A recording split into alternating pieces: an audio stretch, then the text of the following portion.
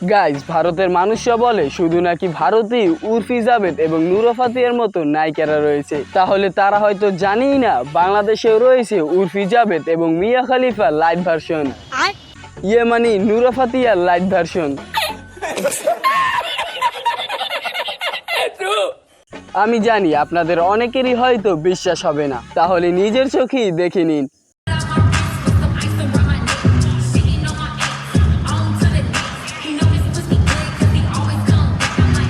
वाह क्या सीन है,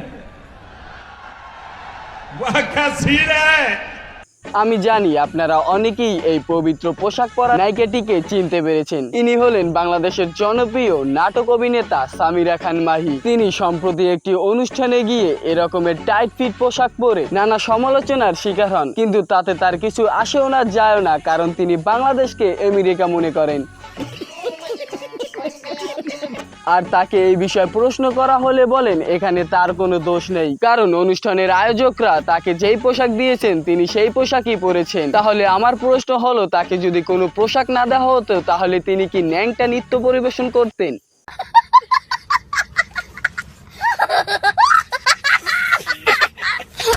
এই রকমের উল্টাপাল্টা নাচ দেখে আমার বন্ধু বান্ধব কইতেছে, ভাইরে এজন্যই কি আন্দোলন করে দেশটা স্বৈরাচার মুক্ত করছিলাম। আমি ওদের বুঝাইলাম, ভাইরে আন্দোলন কইরা স্বৈরাচার মুক্ত করা যায়, কিন্তু এই রকমের সানি লিওন মার্কা কিছু নায়িকাদের এ দেশ থেকে তুই লড়াইতে পারবি না, কারণ তারা বাংলাদেশকে মনে করে ইউরোপ আমেরিকা। এরা আসলে টাকার জন্য সব করতে পারে। আপনি এদের নাচতে বললে নাচবে, গাইতে বললে গাবে, এবং বাকিটু না হয় পরেই বললাম। যদিও ভিডিওটি বানানোর আমার কোনো ইচ্ছাই ছিল না, তবু আপনাদের জন্য বানিয়ে ফেললাম, কারণ ফেসবুক বা ইউটিউবে ঢুকলে এই নাচটি যতবার আমার চোখের সামনে আসে ততবার আমার জীবনে আমার মনে হয় আমি পা দিও নাই।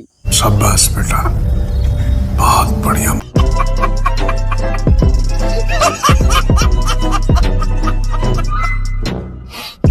তো আজকের ভিডিও এই পর্যন্তই। যদি ভিডিওটি ভালো লাগে অবশ্যই একটি লাইক এবং একটি কমেন্ট এবং একটি সাবস্ক্রাইব মেরে দিবেন। আল্লাহ হাফেজ।